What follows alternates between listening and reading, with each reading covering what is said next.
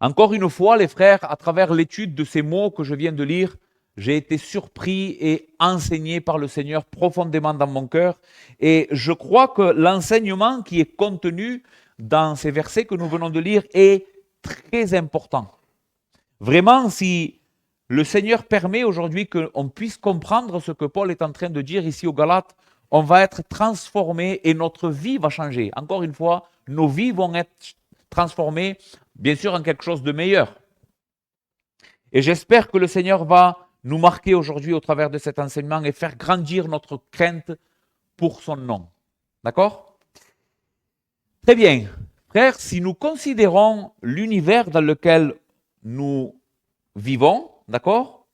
Comment est-ce que Dieu a créé cet univers? Eh bien, il l'a créé avec des règles qui gouvernent ce monde, des règles inviolables.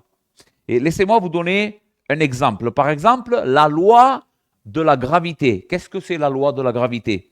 La gravité a longtemps intrigué l'humanité et c'est Isaac Newton, je ne sais pas si vous connaissez ce nom, Isaac Newton était un scientifique qui en 1687 a découvert ou a donné, lui, une explication la plus complète de ce qu'est la gravité. Et, la légende raconte que il était dehors, couché peut-être au pied d'un arbre, un pommier, et il a vu une pomme tomber, et c'est là qu'il a commencé à réfléchir à la loi de la gravité. Pourquoi sommes-nous attirés par la terre? Pourquoi si je lance un objet en l'air, il retombe immédiatement par terre? Pourquoi?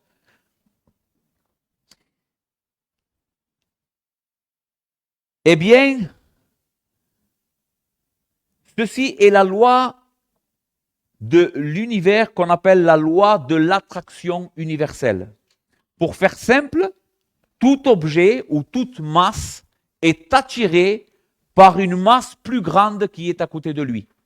C'est pour ça que nous, on est attirés par la Terre, parce que la Terre nous attire vers elle, nous entraîne vers elle. Donc c'est la gravité qui fait que tout objet toute masse est attirée par une masse qui est plus grosse, qui est autour d'elle. Maintenant, pourquoi je vous parle de tout cela? Parce qu'il serait absurde, en connaissant cette loi qui régit notre monde, il serait absurde de monter dans un gratte-ciel et me jeter dans le vide en pensant que je vais m'en tirer sans mourir. N'est-ce pas? On ne peut pas violer la loi de la gravité sans en subir les conséquences. Si je me jette dans le gratte-ciel, je vais mourir. C'est sûr. Si je pense que je peux violer cette loi, me défaire de cette loi, eh bien, je vais en payer les conséquences. Maintenant, pourquoi je vous parle de tout ça? Ce que la parole enseigne dans notre passage, c'est que non simplement il existe des lois inviolables dans l'univers physique qui nous entoure, mais il existe aussi des lois inviolables en ce qui concerne la spiritualité et la moralité. De la même manière que si une personne se jette d'un gratte-ciel, il va tomber, eh bien de cette même manière, ce qu'on sème, on le récolte. C'est comme une loi.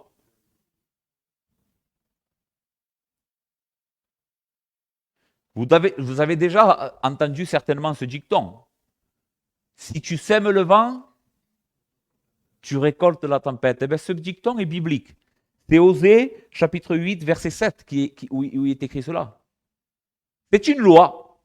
Si tu sèmes le vent, c'est-à-dire si tu sèmes la discorde, si tu sèmes quelque chose de mauvais, ne t'attends pas à recueillir quelque chose de bon. Tu vas récolter ce qui est mauvais, ce que tu as semé. Nos actions, ainsi les frères et amis ici présents, nos actions déterminent d'une certaine manière ce qui nous arrive. Retenez cela. Nos actions quotidiennes déterminent ce qui nous arrive. Et c'est exactement ce que notre passage est en train de nous enseigner. Et c'est pour cela que je vous ai dit que cet enseignement est tellement important. On doit vivre à la lumière de cet enseignement, de cette vérité que Dieu est en train de nous enseigner aujourd'hui. Ce que tu fais aujourd'hui aura certainement une répercussion plus tard. Et malheureusement, tu es comme moi. j'oublie cette vérité. J'oublie ça. J'oublie cette loi. C'est comme si je monterais, encore une fois, je reprends cette image, en haut d'un gratte-ciel et j'oublierais que si je me jette de là, je vais mourir. On est comme ça. C'est pour ça que le Seigneur nous répète tout le temps la vérité. Donc c'est à la lumière de cette vérité que nous devrions vivre dans la crainte de Dieu et pour la gloire de son nom, afin de recueillir des bonnes choses en semant une bonne semence. Parce que de la même manière que celui qui sème le vent récolte la tempête, celui qui sème une bonne semence, il faut qu'il s'attende à recueillir de bons fruits. Ça marche. C'est la loi inviolable que Dieu a établie dans son univers. Si tu sèmes quelque chose de bon, tu vas recueillir quelque chose de bon. Ok. Voyons donc premièrement le verset 7. Écoutez ce que Paul dit. Ne vous y trompez pas. C'est un avertissement. On ne se moque pas de Dieu. Ce qu'un homme aura semé, il le moissonnera aussi. Pour remettre dans le contexte ces mots, il nous faut nous souvenir de tout ce qu'on a vu jusqu'à maintenant dans l'épître aux Galates. Brièvement, je vais vous faire un résumé. Pourquoi Paul enseigne ou écrit aux Galates cet épître? Quelques-uns étaient en train de se dévier de l'évangile. C'est pour ça que Paul prend la plume et envoie cet épître aux Galates, parce que des faux docteurs étaient venus pour enseigner un faux évangile à cette église et ils étaient en train de se dévier de la vérité. Quel était le mensonge que ces faux docteurs étaient en train d'enseigner et que les églises des Galates étaient en train de recevoir? Eh bien, nous avions vu que c'était une sorte d'évangile légaliste. Qu'est-ce que c'est? Les Juifs enseignaient aux Galates que pour être sauvés, pour être justifiés, il ne faut pas simplement croire en Christ et ce qu'il a fait pour nous. Il faut aussi garder la loi de Moïse. C'est-à-dire chercher à être justifié non simplement par la foi dans la personne et l'œuvre de Jésus-Christ, mais en mettant notre confiance dans la chair, c'est-à-dire dans un système religieux par les œuvres que Paul va dire qu'en réalité c'est une malédiction. Qu'est-ce que je suis en train de dire? Que la Bible n'enseigne pas que tu es sauvé parce que tu es une bonne personne. Ou parce que tu fais ça, parce que tu pries, parce que tu lis la Bible, tu es sauvé. C'est faux. La Bible enseigne que tu es perdu et que c'est la grâce de Dieu qui te sauve. Par la foi seule en la personne de Jésus-Christ. C'est-à-dire que ce que Jésus a fait à la croix pour nous sauver de notre péché, est largement suffisant pour t'amener au ciel. Dieu n'a pas besoin de tes efforts pour te sauver. Premièrement, parce qu'il est tout-puissant. Deuxièmement, parce que tu es incapable de faire quelque chose pour être sauvé. Donc, le faux évangile légaliste qui nous dit on est sauvé par la grâce, mais aussi un peu par nos œuvres, est faux. Et d'autres, dans cette même église, comme nous l'avons dit, étaient tentés de croire dans un évangile antinomien. C'est la section où nous nous trouvons maintenant. Qu'est-ce que veut dire antinomien? Sans loi. Un évangile sans loi, c'est tout l'opposé d'une compréhension de l'évangile légaliste. Qu'est-ce que c'est? Quelqu'un qui veut vivre sans la loi. Nous sommes sauvés par grâce, nous pouvons vivre comme nous le voulons, sans aucune répercussion. Voici ce qu'enseignaient d'autres personnes dans ces églises. Vous voyez, deux extrêmes. On est sauvé par nos œuvres, on est sauvé peu importe nos œuvres. Mais la Bible n'enseigne ni un extrême ni l'autre. Nous ne sommes pas sauvés par grâce pour après vivre dans nos péchés comme on veut, puisqu'on est sauvé par grâce. Puisque je ne peux rien faire pour être sauvé, alors je vais vivre dans mes péchés et continuer à vivre comme ça, et Dieu me sauvera parce que c'est par la grâce. C'est complètement faux. Ce n'est pas l'évangile non plus. Donc Paul est en train d'équilibrer l'enseignement en reprenant les uns et les autres dans la voie droite de la vérité de Dieu.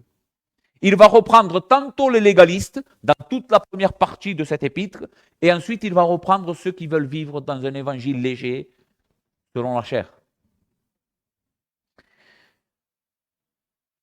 Que nous enseigne le vrai évangile?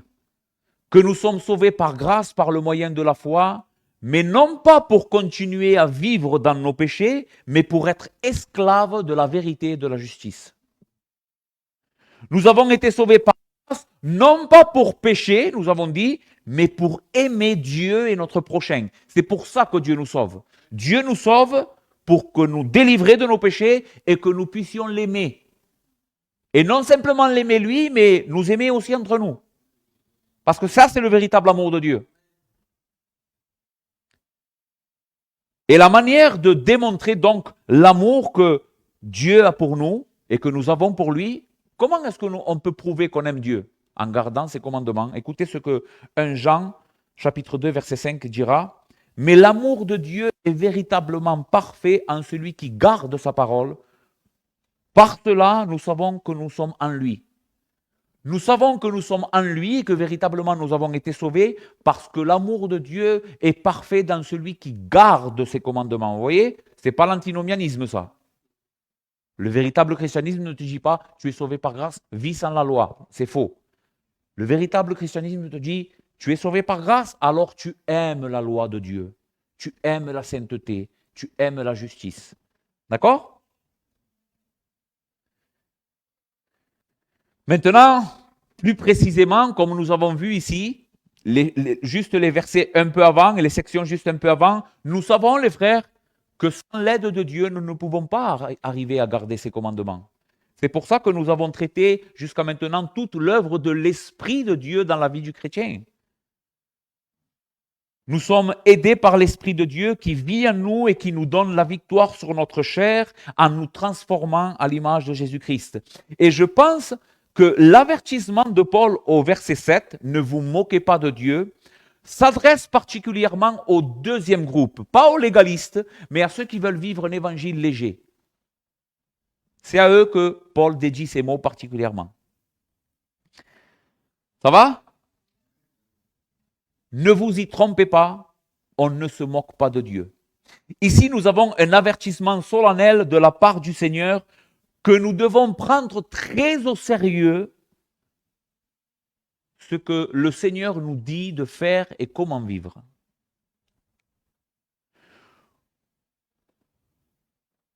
Nous ne pouvons pas, les frères, connaître la volonté de Dieu, ce que Dieu veut pour son peuple, la sainteté, la justice, la droiture, l'amour.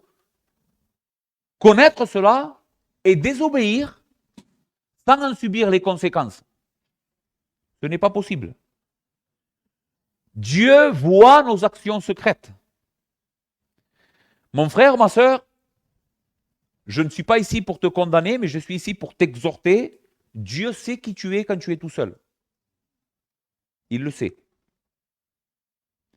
Il sait qui tu es quand tu n'es pas dans l'église avec les frères de l'église. Ce que tu fais dans ta famille, ce que tu dis à tes enfants, ce que tu regardes chez toi, ce que tu pratiques quand tu es tout seul. Dieu le sait. Et ça ne sert à rien de nous tromper, nous, et de te tromper toi-même en faisant bonne mine devant l'église, alors que tu sais vraiment que ta vie, ça ne va pas. Et ne pense pas que parce que tu n'es pas en train de payer les conséquences de ton mauvais comportement ici, Dieu va te laisser comme ça continuer à vivre dans ton péché. Quel père, quel papa, s'il voit un de ses enfants pratiquer quelque chose que ça ne va pas, il le laisse continuer. Que fait un père s'il aime vraiment son enfant? Qu'est-ce qu'il fait? Et s'il en est conscient que son fils ou sa fille pratique des choses qui ne sont pas bonnes, qu'est-ce qu'il va faire? Un bon père ou une maman qui est une bonne maman, qu'est-ce qu'elle fait? Elle corrige. Dieu va nous corriger.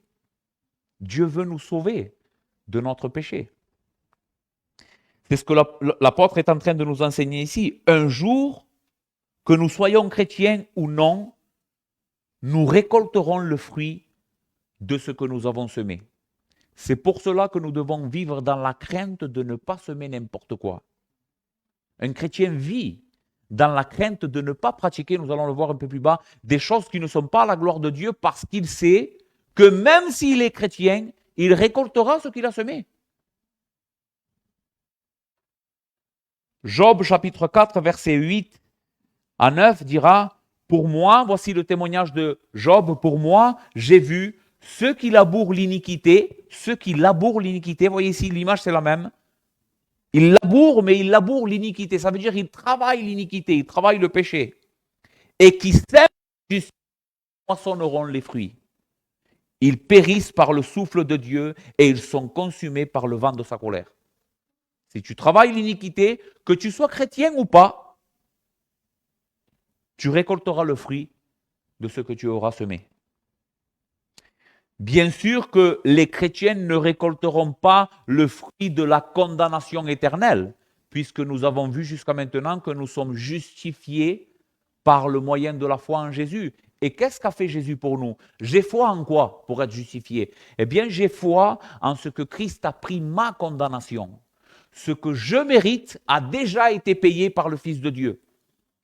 Et cela ne veut pas dire que je ne payerai pas des conséquences ici et maintenant en étant chrétien.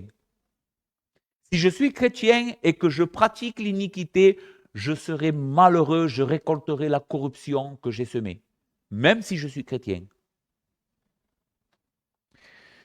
C'est ce qui nous amène au verset 8, où nous voyons deux types de semences. Deux types de semences ou deux manières de vivre. On pourrait dire aussi, écoutez, celui qui sème pour sa chair moissonnera de la chair la corruption. C'est la loi. C'est une loi. Celui qui sème pour sa chair moissonnera de la chair la corruption. Maintenant, que veut dire Paul quand il dit de ne pas semer pour la chair? Quelle est cette semence? De quoi il est en train de parler? C'est une image, mais de quoi il est en train de parler? Eh bien, il suffit, pour connaître quelle est la semence de la chair, il suffit de remonter quelques versets un peu avant et lire dans le chapitre 5, versets 19 à 21, et nous voyons qu'est-ce qu'est la chair ici. Or, les œuvres de la chair, donc la semence de la chair, sont évidentes, ce sont la débauche, l'impureté, les dérèglements, l'idolâtrie, la magie, les rivalités, les querelles, les jalousies, les animosités, les disputes, les divisions, les sectes, l'envie, l'ivrognerie, l'excès de table et les choses semblables. Ça, c'est la semence de la chair. Et celui qui sème cette semence dans sa vie doit s'attendre à recueillir, le texte dit, la corruption. Le mot ici est fort. J'étais en train de le regarder. Corruption fait référence à la pourriture, par exemple, qui se crée quand on laisse un aliment en dehors du frigo. Qu'est-ce qui se passe si je prends un morceau de viande et je le laisse à l'air libre pendant des semaines? Qu'est-ce qui va se passer? Tu ne pourras même pas rentrer dans la pièce où est ce morceau de viande. Tellement il y aura de la putréfaction. C'est le mot que Paul emploie. Celui qui sème dans sa vie ces choses, les œuvres de la chair, et qui les pratique, non pas pratique, parce qu'un chrétien ne peut pas le pratiquer, dit le verset, mais qui ne lutte pas contre ça, en étant chrétien, ne peut pas s'attendre à avoir une vie saine. C'est pas possible. Comment est-ce que tu veux t'attendre à avoir une vie saine dans le Seigneur, c'est-à-dire être fort spirituellement, avoir confiance en Dieu, marcher avec Dieu, être près de Dieu, sentir Dieu dans ta vie, si tu es en train de cultiver des choses qui te pourrissent? C'est pas possible.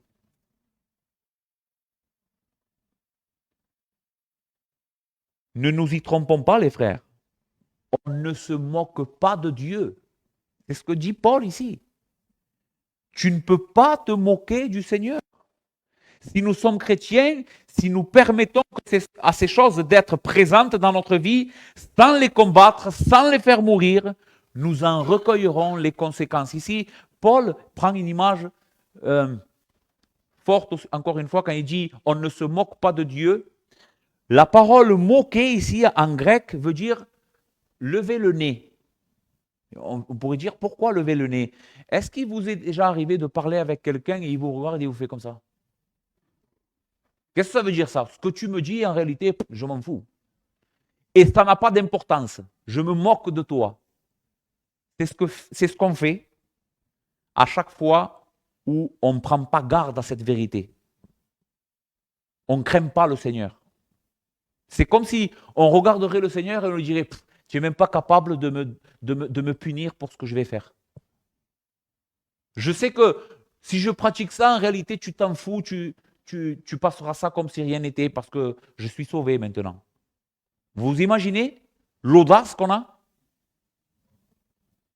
Mais Paul nous met en garde ici, et met en garde les Galates en leur disant, on ne se moque pas. Ne t'attends pas à faire ce geste au Seigneur et ne pas recevoir les conséquences de ton comportement. Tu recueilleras le fruit de ce que tu auras semé.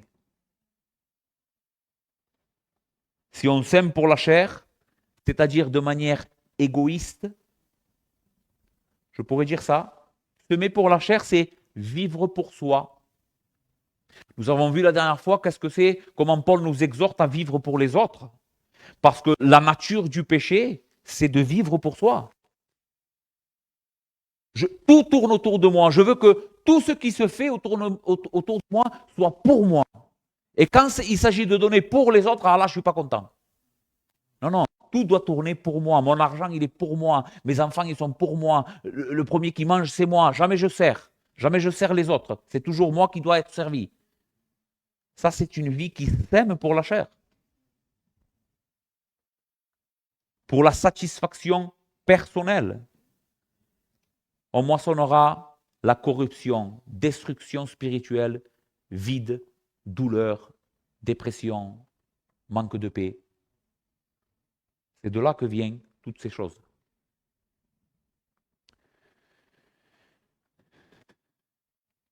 Mais le texte ne s'arrête pas là, n'est-ce pas?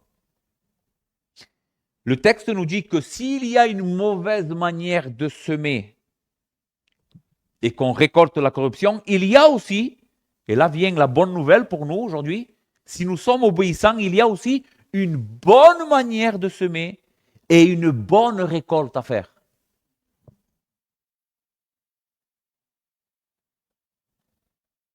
Le texte dit, je le reprends les frères, ne vous y trompez pas, on ne se moque pas de Dieu, ce qu'un homme aura semé, il le moissonnera aussi. Celui qui sème pour sa chair moissonnera de la chair la corruption, mais celui qui sème pour l'esprit moissonnera de l'esprit la vie éternelle. Encore une fois, nous devons demander à Paul, dans son propre texte, qu'est-ce que cela veut dire? Eh bien, au chapitre 5, verset 22, quelle est la semence de l'esprit? C'est le fruit de l'esprit, mais le fruit de l'esprit, c'est l'amour, la joie, la paix, la patience, la bonté, la bienveillance, la foi, la douceur, la maîtrise de soi. Tout cela, ce sont la bonne semence dans notre vie. Vivre dans l'esprit, c'est pratiquer l'amour, pratiquer la joie, pratiquer la paix, pratiquer la patience, la bonté, la bienveillance, la foi, la douceur, la maîtrise de soi. Ce sont des choses que nous sommes en train de semer dans notre propre vie, mais aussi dans la vie de ceux qui nous entourent. Et à quoi devons-nous nous attendre si nous semons ces choses avec persévérance? Nous allons le voir. À recueillir la vie éternelle. Si celui qui sème pour la chair moissonne la corruption, celui qui sème pour l'esprit moissonne la vie éternelle. Et chaque fois que nous voyons dans les Écritures la vie éternelle, je sais que immédiatement, qu'est-ce qui nous vient à la pensée? La vie éternelle, c'est une vie sans fin. N'est-ce pas? Vie éternelle, je vivrai pour toute l'éternité. C'est vrai, mais ce n'est pas que ça. Le concept dans les Écritures de la vie éternelle est beaucoup plus grand, beaucoup plus glorieux. Avoir la vie éternelle ne fait pas toujours référence ou simplement référence à une vie sans fin, mais à une qualité de vie. Jésus dira, la vie éternelle, c'est qu'ils te connaissent toi, le seul vrai Dieu et celui que tu as envoyé. Tu vois, la vie éternelle, c'est avoir une communion avec Dieu. Ce n'est pas simplement avoir une vie qui ne finit pas. Donc la vie éternelle ici, qu'on moissonne, ce n'est pas simplement une vie sans fin, mais une qualité de vie supérieure. Comment vivre mieux? En semant pour l'esprit. C'est de cette manière que tu vas être plus heureux. C'est de cette manière que tu vas être un chrétien épanoui, une chrétienne épanouie, que tu vas vivre constamment dans la joie du Saint-Esprit, peu importe ce que tu es en train de vivre. Parce que la vraie joie ne dépend pas de ce qu'on vit. La vraie joie, c'est quelque chose qui nous vient du ciel. C'est lui qui met cette joie dans notre cœur, cette paix. Et même si je n'ai pas beaucoup d'argent, si je suis malade, si je passe par-ci, si je passe par-là, la vraie joie est présente dans celui qui s'aime pour l'esprit. Donc, celui qui sème pour l'esprit, obéissance, amour, vérité, marche avec Dieu, il moissonne la vie éternelle, le fruit de l'esprit.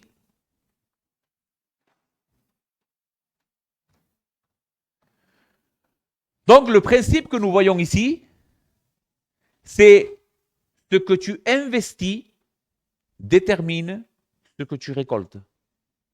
Ce que tu investis détermine ce que tu récoltes. Et laisse-moi te poser 2 questions pour t'aider à réfléchir à cela. Qu'est-ce que tu es en train de semer quotidiennement dans ta vie?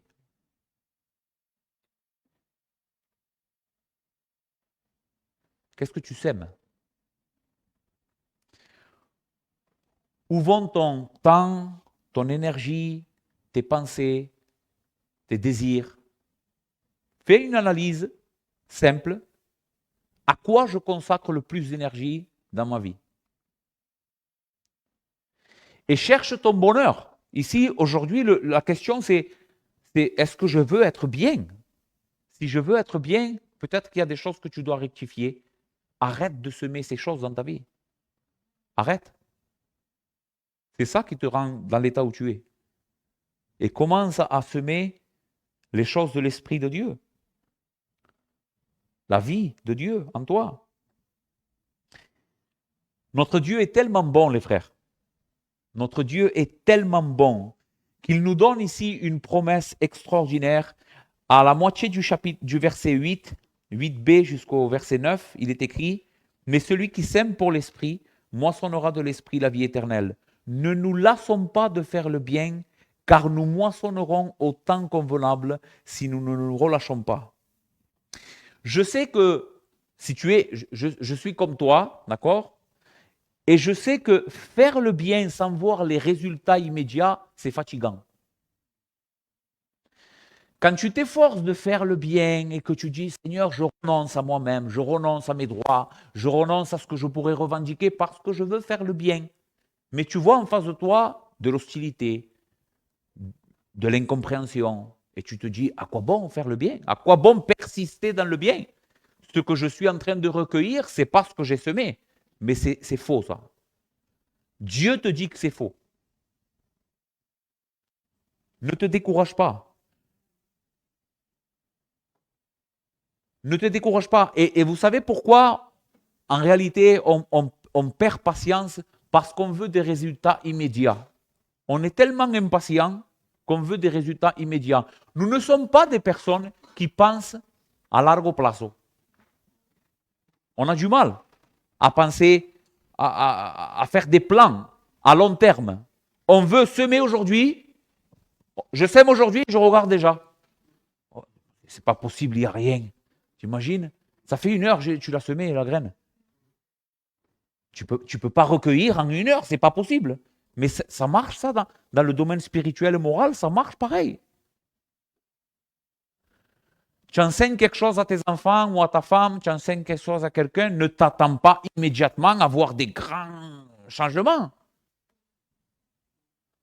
Si on pense comme ça à long terme, les frères, on va persévérer. C'est ce que Paul est en train de nous enseigner ici. Pensez avoir une mentalité à long terme, je travaille dur, mais à long terme, je recueillerai. Quand Dieu voudra que je recueille, tu vas avoir des grandes réussites dans ta vie. Donc, ce qui nous décourage, c'est vouloir avoir des résultats immédiats, cela va t'épuiser, et ne regarde pas ce que tu reçois en retour immédiatement. Il faut que tu penses loin. D'accord? Pourquoi? Parce que Dieu nous dit, nous moissonnerons au temps convenable. Regardez votre texte. Mais celui qui sème pour l'esprit moissonnera de l'esprit la vie éternelle. Verset 9. Ne nous lassons pas de faire le bien, car nous moissonnerons au temps convenable. C'est-à-dire qu'il y a un temps, et ce n'est pas toi qui détermine ce temps, c'est Dieu qui détermine le temps où tu ramasseras ce que tu auras semé de bon. Mais ici, le Seigneur te demande de la foi, de la confiance. Est-ce que tu as confiance en Dieu? Est-ce que tu crois que Dieu ne ment pas? Est-ce que tu le crois, ça? Tu crois que Dieu ne ment pas, que quand il donne une promesse, il tient sa parole? Eh bien, Dieu est en train de te promettre, c'est mon enfant, si tu sèmes une bonne semence, je vais te faire recueillir le fruit. Parce que celui qui fait pousser le fruit, c'est lui. C'est lui qui fait pousser le fruit. Paul le dira, ça. Un a semé, l'autre a arrosé, mais c'est Dieu qui fait croître, en sorte que la gloire revienne à Dieu. Toi, tu recueilleras le fruit, tu le mangeras, ça sera un bénéfice pour toi, mais ce fruit, ce n'est pas toi qui l'auras fait pousser, c'est Dieu. Dieu est donc fidèle, et même si la moisson de la récolte semble tarder, elle viendra tôt ou tard. Et je vous dirais même mieux, on peut appliquer quelque chose de plus grand à ce texte. Même si on ne reçoit pas notre récompense ici, tu la recevras en haut. Crois-moi. Jésus dira, un verre d'eau que vous aurez donné en mon nom, vous ne perdrez pas cette récompense. Tu t'imagines? Et c'est littéral.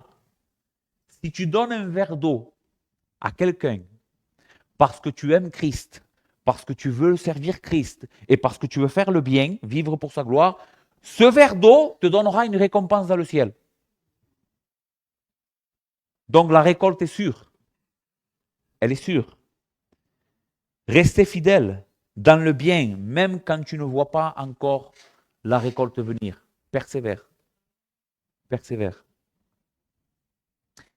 Maintenant, quand faire le bien?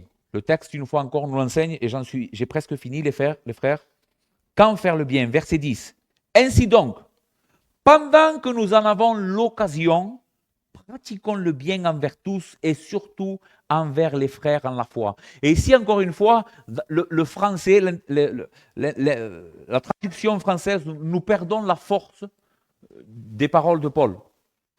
Ainsi donc, pendant que nous en avons l'occasion, et ici, nous en avons l'occasion, est en train de parler de notre vie actuelle. Ce n'est pas que Paul est en train de dire, regarde quand tu vas avoir l'occasion et fais le bien. Ce qu'il est en train de dire, c'est que ta vie est l'occasion de faire le bien. C'est ça ce qu'il est en train de dire. Toute ta vie est une occasion de servir le Seigneur. C'est pour ça que la Bible dit, quand tu manges et tu bois, fais-le à la gloire de Dieu. Quand tu travailles dans ton travail, fais-le avec excellence, parce que tu sers le Seigneur. Le bon moment, c'est maintenant. Pendant que nous en avons l'occasion, c'est pendant que tu vis. Pendant que le Seigneur te donne le souffle de vie, pratique le bien. Le temps est limité et les opportunités passent. Les frères, tu ne peux pas revenir en arrière. Par exemple, je vais te donner un exemple concret. Qu'est-ce que c'est un regret? Qu'est-ce que c'est un regret? Un regret, c'est savoir que nous avons eu l'opportunité de faire une bonne chose, nous ne l'avons pas fait, et nous regrettons parce que nous savons que nous n'avons plus l'occasion de le faire. Parce qu'on ne peut pas remonter le temps. S'il y a quelque chose qu'on ne peut pas y remédier, c'est le temps. Ce que tu as fait, tu l'as fait. Ce que tu n'as pas fait, tu ne l'as pas fait, et c'est perdu. Et nous regrettons des fois. Si j'aurais su. Si j'aurais su, je n'aurais pas fait comme ça. Eh bien, ce que le texte est en train de nous enseigner, c'est exactement ça. Pratiquons le bien maintenant. Tu en as l'occasion là. Parle ce matin, il te dit, pratique le bien, ne regrette pas. Ne regrette pas demain. Fais le bien maintenant. Et tu récolteras la bonne semence que tu auras semée. Chaque jour est une occasion de semer pour l'Éternel. Chaque jour est une occasion. Chaque moment, chaque conversation, chaque fois que tu es avec quelqu'un, chaque fois que tu fais quelque chose est une occasion de servir Dieu, mais en même temps de semer pour la vie éternelle. De faire le bien pour la vie éternelle. Qui est le champ dans lequel nous devons semer? Eh bien, le texte dit tous. Tout le monde. Joséito, ça va, j'ai compris ce que tu es en train de m'enseigner, ou ce que la parole de Dieu enseigne ce matin, c'est que je dois faire le bien parce que ça sera bénéfique pour moi. Je recueillerai une bonne récolte. Mais envers qui je dois être bon? Envers tous. Le texte le dit littéralement. Ainsi, pratiquons le bien envers tous. C'est-à-dire envers toutes les personnes qui t'entourent. Même celui que tu croises à la station essence. Tu es en train de mettre du gasoil. Reste dans ta tête, Seigneur, je te sers là. Si cet homme a besoin de moi, ou cette femme, ou je ne sais pas, je dois être poli, je sers le Seigneur là. Je sème un bon témoignage. Je sème la gloire de Christ. Mais le texte devient plus précis quand il dit « surtout envers ceux de la maison du Seigneur ». Nous devons pratiquer le bien envers tous, mais surtout envers la communauté des saints. Pourquoi? Parce que l'Église est un terrain privilégié pour pratiquer les bonnes œuvres. Là. C'est pour ça que je suis complètement contre un christianisme d'Internet. Moi, je suis chrétien, je crois en Christ, mais je reste chez moi, je regarde YouTube, la prédication, et je n'ai pas besoin de l'Église en réalité. J'ai pas besoin. J'ai pas besoin de l'Église. À quoi bon l'Église? J'aime Christ, mais bon, quand il s'agit d'être avec sa famille, avec ses enfants, c'est plus difficile de les supporter. Mais c'est justement pour ça que tu as besoin d'être là. Parce que c'est là que tu vas pouvoir pratiquer les bonnes œuvres. C'est ici que tu vas pouvoir servir des personnes concrètement. J'aime Dieu, mais je ne supporte pas les gens que Dieu a sauvés. Et je ne veux pas les servir. Ça n'existe pas, ça. C'est pour cela que je vous ai enseigné tout ça avant de vous parler du verset 9. Du verset 6, pardon. Parce qu'on regarde ce que le verset 6 dit. Que celui à qui on l'enseigne la parole fasse part de tous ses biens à celui qui l'enseigne. Et après, il enseigne et il dit tout ce que je viens de vous enseigner. Que ce qu'on sème, on le récoltera. Et dans le contexte, ce que Paul est en train de dire, c'est vivre pour Dieu, entre autres choses, c'est prendre soin de son peuple et ici particulièrement de ceux qui sont appelés à prêcher la parole. Je sais que cet enseignement, aujourd'hui, a très mauvaise réputation. Mais vous savez, moi, je veux être un homme qui se fie à cette parole et qui va dire tout ce que cette parole dit. La Bible dit que celui qui enseigne la parole doit vivre de la prédication de la parole. Dans le peuple gitan, c'est très mal vu. Parce qu'on va dire immédiatement, oui, tu vois, il profite parce que c'est facile de prêcher la parole. On va lui donner un salaire pour prêcher la parole, mais Dieu dit qu'il faut le faire. C'est à ça où nous devons tendre, obéir au Seigneur. Que celui à qui on enseigne la parole fasse part de tous ses biens à celui qui l'enseigne. Écoutez ce que Paul dira dans 1 Corinthiens chapitre 9, versets 7 à 11. Qui jamais est engagé dans une armée à ses propres frais? Qui est-ce qui devient soldat et qui doit en même temps combattre pour cette armée, mais il doit aller travailler pour se nourrir, se vêtir? Que fait l'armée quand tu rentres en tant que soldat? La première chose qu'elle fait, c'est qu'elle te donne une paye, elle te nourrit et elle te donne à t'habiller. Et c'est ce que Paul dit. Qui s'est jamais engagé dans une armée à ses propres frais? Qui est-ce qui plante une vigne et n'en mange pas le fruit? Qui est-ce qui fait paître un troupeau et ne se nourrit pas du lait du troupeau? Ces choses que je dis n'existent-elles que dans les usages des hommes? La loi ne dit-elle pas aussi, car il est écrit dans la loi de Moïse, tu n'amuseras point le bœuf quand il foule le grain? Dieu se met-il en peine des bœufs? Est-ce que Dieu a donné ses commandements à Israël? Tu n'amuseras point le bœuf quand il foule le grain. Vous savez ce que ça veut dire, ça? On travaillait avec un bœuf dans les champs. Et Dieu va interdire au peuple d'Israël de mettre une muselière au bœuf quand il travaillait dans les champs pour lui permettre de manger au bœuf. Israël ne met pas une muselière au bœuf quand tu travailles avec lui dans le champ. Laisse-le manger. Et Paul dit, Dieu se met-il en peine pour les bœufs uniquement? Est-ce que Dieu a donné ce commandement uniquement pour parler des bœufs? Non. Regardez ce que dit le texte. Ou parle-t-il ainsi uniquement à cause de nous? Oui, c'est à cause de nous qu'il a été écrit que celui qui laboure doit labourer avec espérance, et celui qui foule le grain foule avec l'espérance d'y avoir part. Si nous avons semé parmi vous les biens spirituels, est-ce une grosse affaire si nous moissonnons vos biens temporels? C'est l'enseignement de la Bible. Et j'ai mis que ce texte, les frères, mais il y en a des dizaines d'autres. Maintenant, je sais qu'il y a l'évangile de la prospérité. Que font ces faux pasteurs? Eh bien, ces faux pasteurs deviennent millionnaires sur le dos de l'Église. Et je vous dis que ces personnes-là paieront, ramasseront le fruit de ce qu'ils auront semé. Et que le Seigneur leur donne la repentance. Parce que sinon, ils vont ramasser cher. Mais la Bible dit que de manière normale, c'est-à-dire en vivant la même vie que le peuple, un pasteur ou un enseignant devrait vivre de l'évangile, dans la mesure du possible, bien sûr. Le texte est la Bible où Dieu n'est... Les frères, laissez-moi vous dire quelque chose. Dieu n'a pas besoin de vous. Dieu n'a pas besoin de moi. Dieu n'a pas besoin de mon argent. La Bible dit que tout lui appartient. Le ciel, la terre et tout ce qu'il contient. Maintenant, posez-vous cette question. Pourquoi est-ce que Dieu n'ouvre pas les écluses et nous donne des centaines de milliers d'euros pour l'Église? Il pourrait le faire. Par un miracle, il pourrait le faire. Mais il ne le fait pas. Il nous donne le soin, à nous particulièrement, de prendre soin de l'Église. Vous savez pourquoi?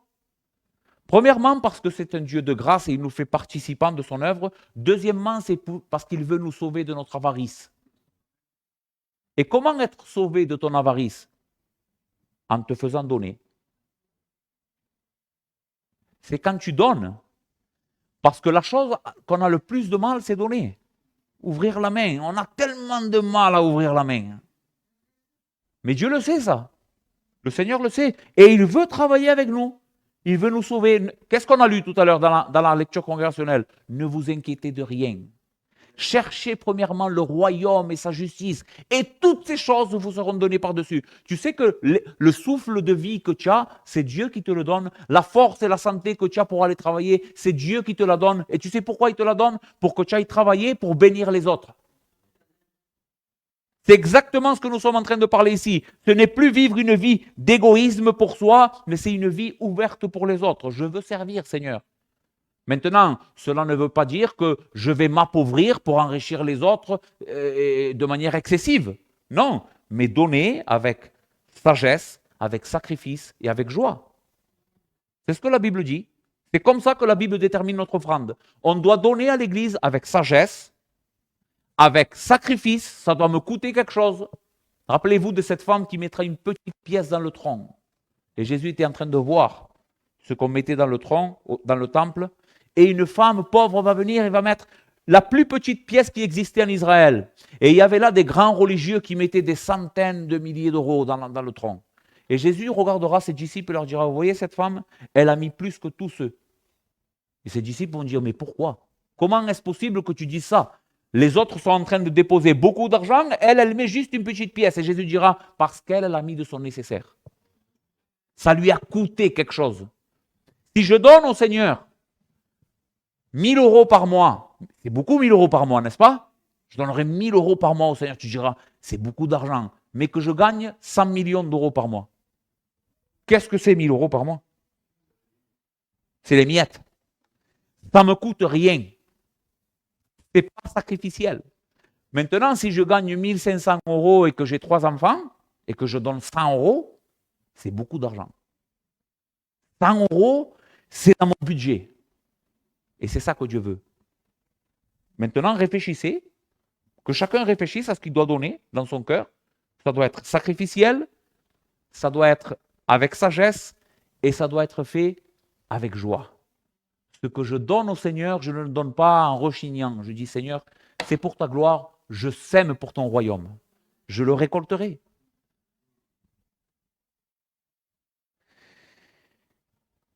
Cette application, même si dans le texte, Paul est en train de parler particulièrement du soutien des ministres du culte, elle est bonne pour tout.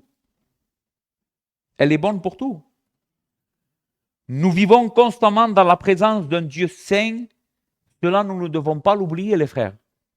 Je suis à la conclusion ici. Fais attention à ce que tu sèmes, même quand les autres ne te voient pas. Tu vis constamment dans la présence d'un Dieu saint, un Dieu qui voit tout, un Dieu omniscient. Il ne voit pas simplement ce que tu fais, mais il voit aussi pourquoi tu le fais, les motivations de ton cœur. Tu t'imagines ça? Tu imagines ça? Dieu connaît non simplement ce que tu fais, mais il sait aussi pourquoi tu le fais. Et quand il voit que tu fais quelque chose de bien, mais avec une mauvaise intention, il le sait. La Bible dit, car Dieu ne se fie pas à l'apparence, mais il regarde le cœur. Il va voir Ésaü, Israël, le premier roi qu'Israël va choisir, ils vont voir un homme qui, la Bible dit, dépassait tout le monde d'une tête. Ésaü dépassait tous les hommes d'une tête. Il était plus grand, plus beau, plus fort que tous. Et donc, quand Israël va le voir, il va dire, ah ben c'est lui le roi. C'est sûr, c'est lui. Et ils vont le mettre pour roi. Mais Dieu avait choisi un berger, le plus petit de ses frères, que personne ne prenait soin à lui, le roi David. Quand Samuel va venir oindre le roi David, son père, Ésaïe, ne va même pas l'appeler, parce qu'il croyait que ce n'était pas lui. Il va appeler tous les autres frères sauf lui. Et Samuel va voir tous les frères, va dire, tu n'en as pas un autre de fils? Parce que Dieu lui dit à Samuel, c'est la maison d'Ésaïe, hein, il est là le roi que j'ai choisi. Tu n'en as pas un autre? Oui, il y en a un autre, mais il garde le troupeau là-bas. Fais-le venir. Et dès qu'il vient, il oint David pour roi. Pourquoi? Qu'est-ce que nous enseigne ce passage? Que Dieu ne se fie pas à l'apparence. David avait un cœur selon le cœur de Dieu. C'est le cœur qui comptait. Et c'est exactement la même chose pour nous. Dieu voit pourquoi nous faisons les choses et Dieu regarde l'intention du cœur. Celui qui s'aime correctement recevra de Dieu la récompense qu'il mérite. Sème dans l'esprit, sois fidèle. Dieu fera grandir les récoltes. Ne te lasse pas de faire le bien. C'est dans la constance que Dieu agit et bénit. Et finalement, j'ai fini les frères. Où est-ce que nous avons l'occasion de semer le plus? Eh bien, c'est avec les personnes avec qui tu passes le plus de temps, particulièrement ta famille, tes enfants, ta femme, ton mari. C'est là où tu dois semer. C'est là où tu dois investir. C'est eux qui doivent voir en toi une vie chrétienne, c'est-à-dire une vie de repentance et de foi. Si tes enfants te voient te repentir quand tu pêches, quand tu commets quelque chose de mal et que tu t'irrites, par exemple, tu t'énerves, ça peut arriver, ça nous arrive, mais que tes enfants vont voir que immédiatement tu vas demander pardon à ton enfant. Qu'un père fasse ça. Pardon ma fille, pardon mon fils. Même s'il a 3 ans, j'ai péché contre toi. Tu sais ce que tu es en train de semer là? Mais la gloire de l'évangile. Ton enfant est en train de voir avec ses yeux une preuve vivante de l'évangile de Jésus-Christ. C'est là où tu dois semer. C'est là où tu dois semer, dans ta maison. Fais comme des cercles. Ta maison, un cercle plus loin ton église, un cercle plus loin les gens de ton travail, et tu vas ainsi de suite. Mais pratique le bien. Dans tous ces cercles, pratique le bien. Efforce-toi de le faire. Et le Seigneur va bénir grandement ta vie. Amen. Pour toi qui n'es pas sauvé, viens à Christ, s'il te plaît. Viens aujourd'hui. Il est le sauveur des pécheurs. Si tu reconnais que tu as besoin de Christ, si tu reconnais que tu es perdu dans ton péché, que tu n'as jamais mis ta confiance en Christ, viens à lui, crois seulement. Crois seulement, tu n'as pas besoin d'être une bonne personne, tu as besoin de reconnaître que tu es une mauvaise personne. C'est ça être sauvé. Reconnaître que je suis une mauvaise personne. Si tu reconnais devant Dieu que tu es une mauvaise personne aujourd'hui, il te donne son salut. Mais Dieu résiste aux orgueilleux ou aux orgueilleuses, mais il fait grâce aux humbles. Il fait grâce à celui qui s'humilie. Humilie-toi et tu auras la vie éternelle.